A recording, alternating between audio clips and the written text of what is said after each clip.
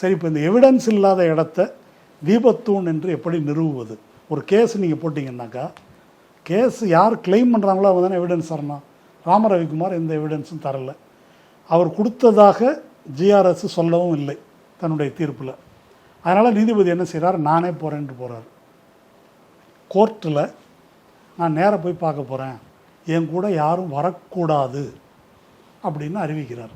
இது நீதிமன்றத்தினுடைய சிசிடிவி ரெக்கார்டிங்கில் இருக்குது என்று இந்த கேஸில் எதிர்மனுதாரராக ஆஜரான வழக்கறிஞர் வாஞ்சிநாதன் சொல்கிறார். தீர்ப்பில் இப்போ என்ன சொல்லியிருக்காருன்னா, நான் எல்லார்ட்டையும் சொல்லிட்டு தானே போனேன், நீங்கள் வர வேண்டியதானன்றார் அப்படின்னு எழுதியிருக்காரு. இது உண்மைக்கு புறம்பானதுன்னு அவர் சொல்கிறாரு. சரி, ஒரு போகிறாரு.